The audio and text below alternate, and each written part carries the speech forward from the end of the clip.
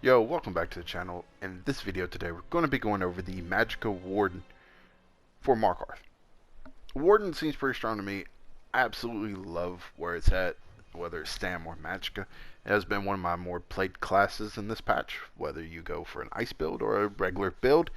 They're fun either way. So, let's go ahead and dive into it. I have 32.1k max Magicka, I have 16.5k max health. Magic cover is 1.2, spell damage is 2.2 unbuffed, and spell critical is 64.5. Now, I'm a high elf. If you have trouble sustaining, or you just can't seem, you keep running out of resources on your own, then Britain might be better. Britain is for more sustain. They are, when it comes to DPS, high elf is number one, followed by dark elf and Khajiit being a close second and third, and then Britain. But if you have trouble sustaining, you're going to do more DPS with resources than without. So keep that in mind. High elf may be best, but if you're setting at 0 Magicka and just throwing out light attacks and heavy attacks, you're going to be doing less damage than the Breton that still has half a mana bar being able to use abilities. So just keep that in mind. So max magic, 55 points into Magicka, 9 points into health. I'm using Witchmother's Potent Brew, and the boon I'm running is the Shadow. So, now, champion points. I have 28 Warlord, 29 Sprinter, 9 Bashing Focus, 64 Tenacity, 64 Arcanist, 31 Shadow Ward, 44 Tumbling.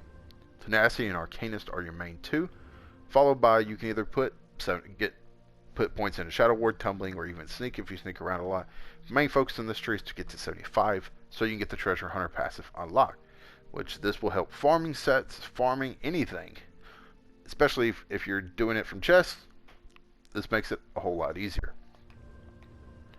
Or you can focus on Break Free, Sprinter, reducing the cost of Sprint, or reducing the cost of Bash.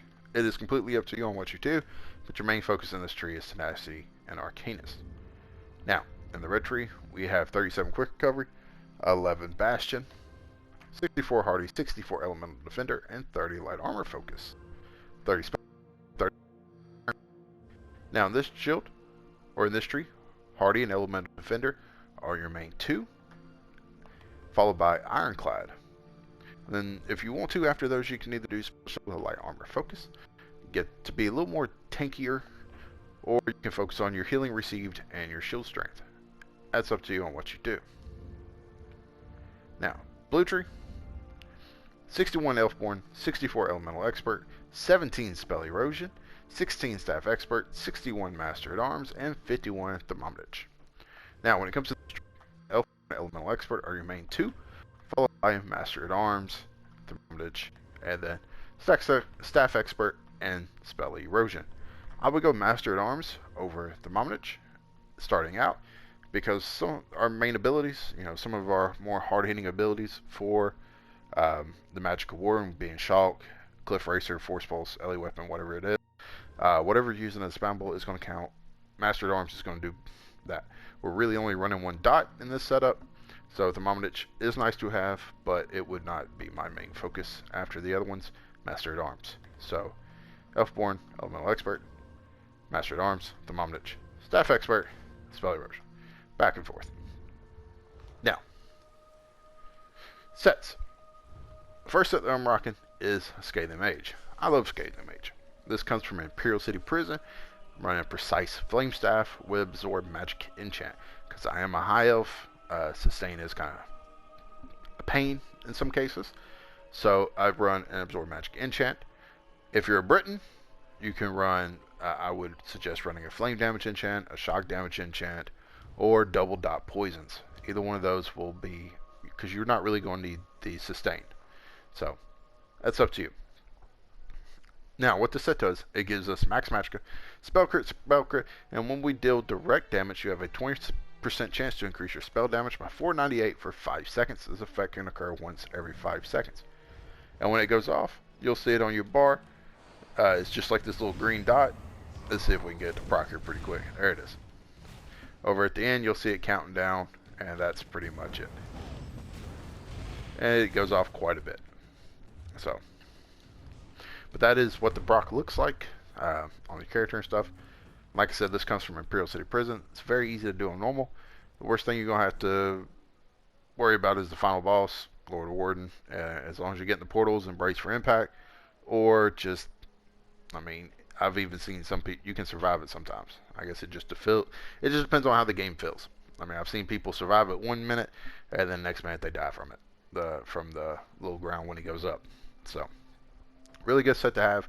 If you don't have this or don't feel like farming it, you can put Burning Spellweave here, New Moon Acolyte, although that would really make sustaining even harder for a high elf, or Julianos. So, you can't go wrong with any of those. So, back bar, we have Maelstrom Inferno Staff infused through a weapon damage enchant. What this does is that our light and heavy attacks deal an additional 1.3k damage to enemies in your wall of elements. That's this ability. So as long as they're in it, our light attacks are going to do more. Get this from normal Maelstrom Arena. It's very easy to do. It might take you more than one run, but it's worth going in there and getting it. And I will say this though, if you're having trouble light attack weaving, Maelstrom, the Inferno Staff might not be such a big deal until you figure it out, until you get more comfortable light attack weaving, because this increases the damage of our light and heavy attacks. So if you're not light attack weaving, this isn't really going to do you much good. So,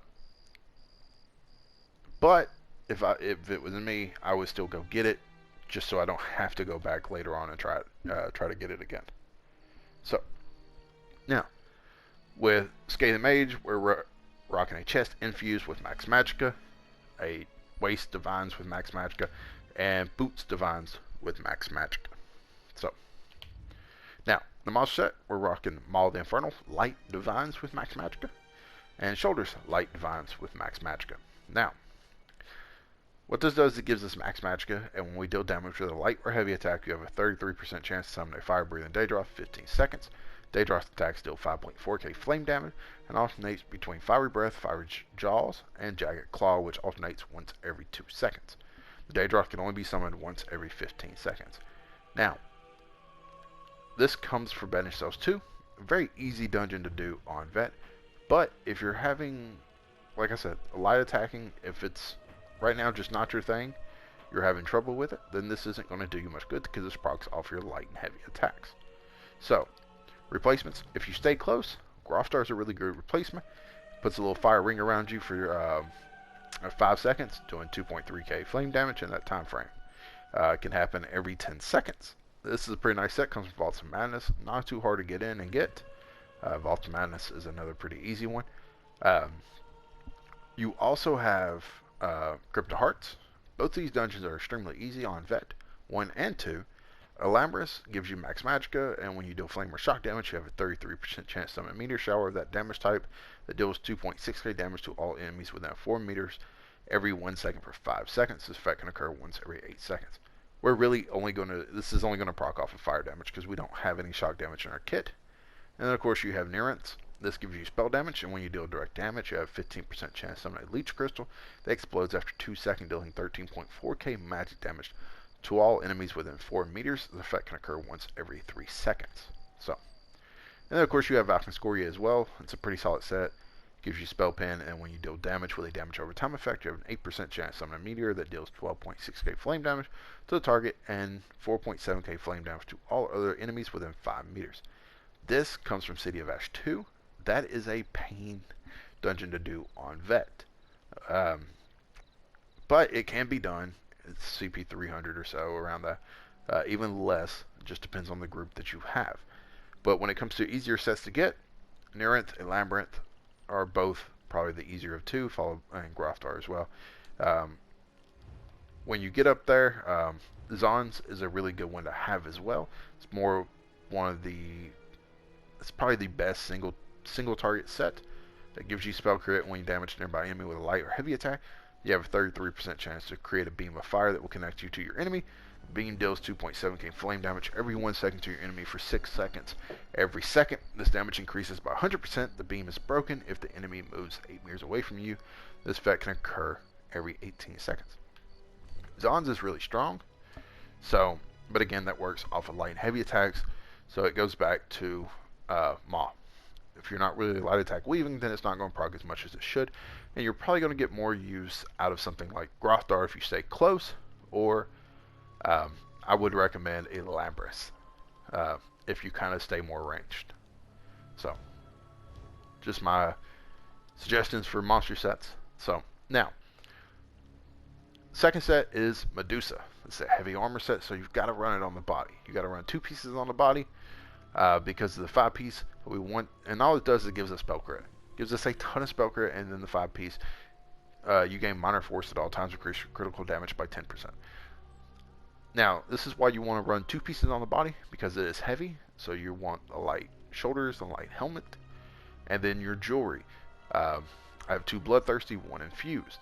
3 bloodthirsty is good too. That's probably a better setup. But I have 1 infused, 2 bloodthirsty.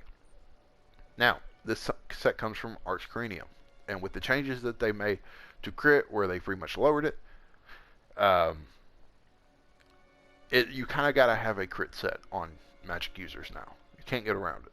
That's just kind of how I feel. I feel like if you really want to put out decent DPS, you're going to have a crit set. Mother's Sorrow, which comes from Deshawn, is a really good one as well. I don't know if I have a piece of it on me.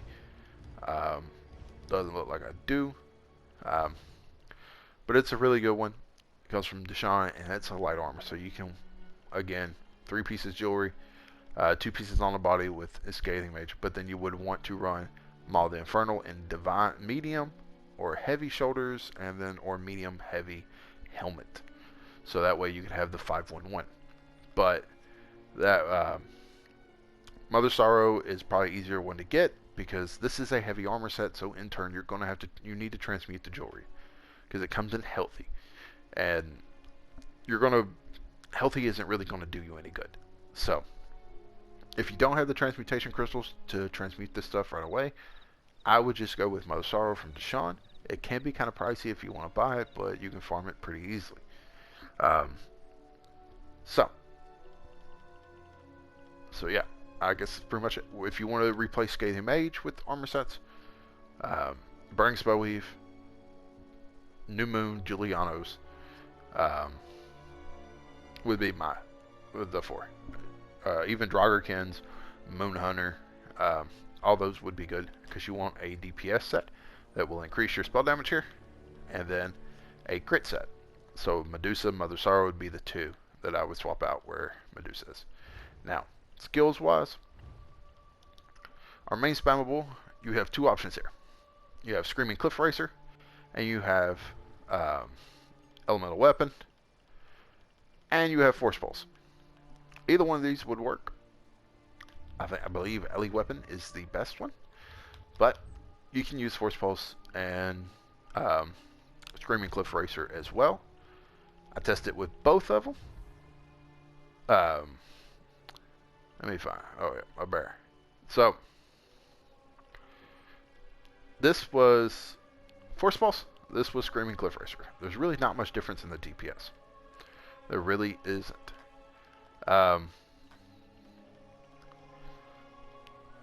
So you can go with either one. Ele Weapon, you're probably gonna get 39. It's a little stronger. So 38k with Cliff Racer or Force Pulse, you won't have any problems.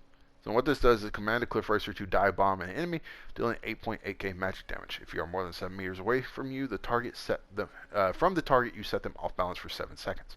Deals up to 15% more damage based on how far away the enemy is.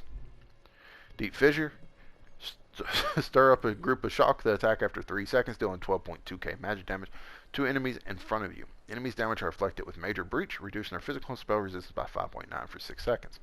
The tank in the group should be puncturing, so Major Breach, we're not really worried about that. We're not going to apply that at all. So, mostly the damage. Fetcher Infection, unleash a swarm of Fetcher Flies to relentlessly attack an enemy, dealing 14.4k magic damage over 10 seconds. Every second cast this ability deals 50% increased damage. The Fletcher Flies rip through the enemy's flesh, afflicting them with minor vulnerability for the duration, increasing their damage taken by 5%. This is a really nice dot. This is our only dot that we're using here in this setup. And minor vulnerability, it just increases their damage by 5%, but that is still pretty strong because that's not just 5% damage from you, that is 5% damage from everybody in the group. So, then we have Bird of Prey. This is just kind of, here we don't really use it for nothing, so if you feel like you want to put something else here, by all means go for it. Now, it's just slot. We gain Minor Berserk, increase our damage done by 5%, but what we really have it here for is our passive fear. Increase your damage done by 2% for each animal companion ability slotted. We have we have 5. We have our ultimate, Birds of Prey, Fetcher Infection, Defissure, Screaming Cliff Racer, Eternal Guardian. So, then we have Inner Light as well. This is here for basically increases our Magicka by 5%. You gain Major Prophecy. Increase your spell critical rating by 2.6. So, and then our Bear. Rouse a Grizzly to fight by your side. The Grizzly swipes an enemy, dealing 3k magic damage, and sometimes swipes all enemies in front of it, dealing 11.6k magic damage and stunning them for 2 seconds. When summoned, you can activate Guardian's Wrath for 75 ultimate, causing a Grizzly to maul an enemy for 13.7k magic damage. Deals 100% more damage to enemies below 25% health. Grizzly respawns when killed once per minute. So yeah.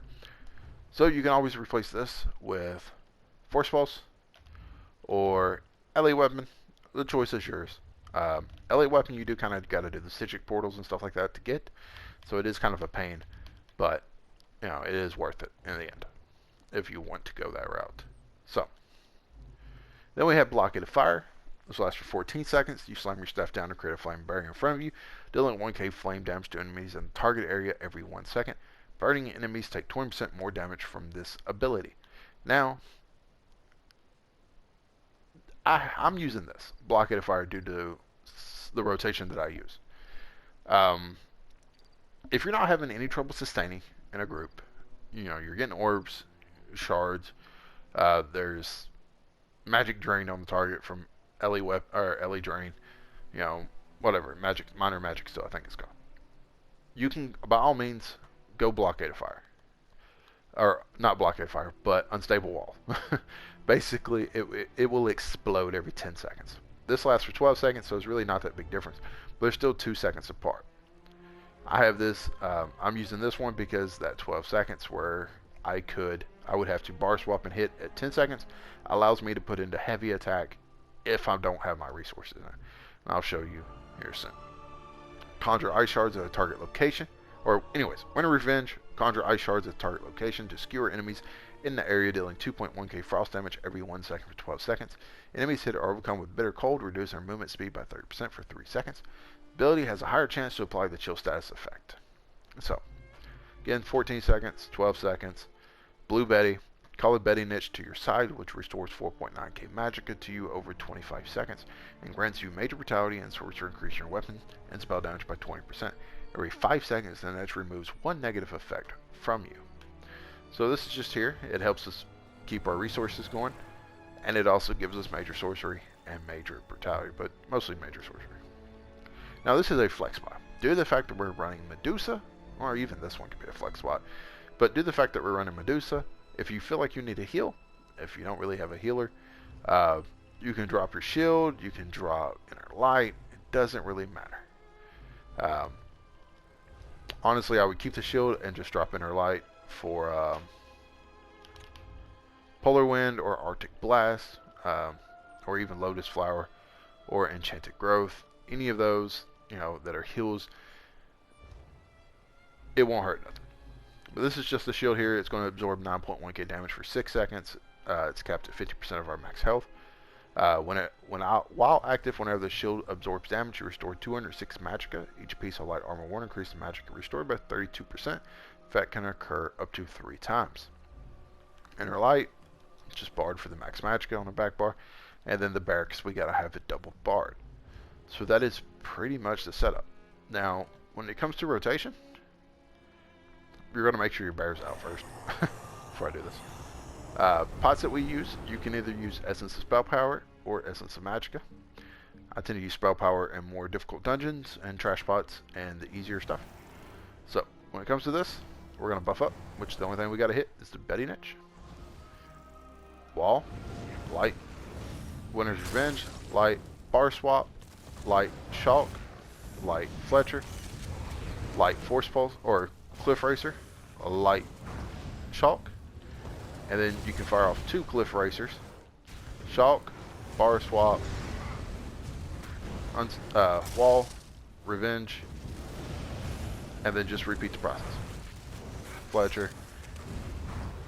Now, what I like to do, if I have my ultimate for my bear, is that after all this, after I'm here, I will Shulk, light attack, Fletcher, light attack, bear, light attack, Shulk, and drop 2 more Cliff Racers. Or, if the Shulk hasn't went off yet, I'll throw out a Cliff Racer, then Shulk. Now, when it comes to, get rid of the bear. When it comes to rotations, actual DPS testing, or actual doing it, what I like to do, if I know I'm running out of resources or whatever, I will light attack, Wall of Elements, light attack, Winter's Revenge, light attack, Shulk, and do everything the same. Cliff Racer, Shulk, and then on that second Shulk, I'll heavy attack, Bar Swap, Wall, light, Winter, light. And you can do that as well. So that rotation, that second Shulk, you just heavy attack before you Bar Swap back. That's why I like to run Element of Blockade instead of Unstable Wall. But if you have plenty of resources, you're not running out of resources, you don't feel like you need that heavy attack in between, then by all means switch out Blockade to Unstable Wall. So yeah, that is the Magicka Warden. I think the Magicka Warden is really strong. I mean, I've been having a lot of fun with it myself. It is more so one of the classes that I actually enjoy playing on, along with the Nightblade. So let me know what you enjoy. Let me know if you're enjoying the Warden. What are you running? How are you doing? Or just how your day's going. So, if you want to see more easy to get builds, beginner friendly builds, just don't forget to subscribe. And as always, take care and have fun.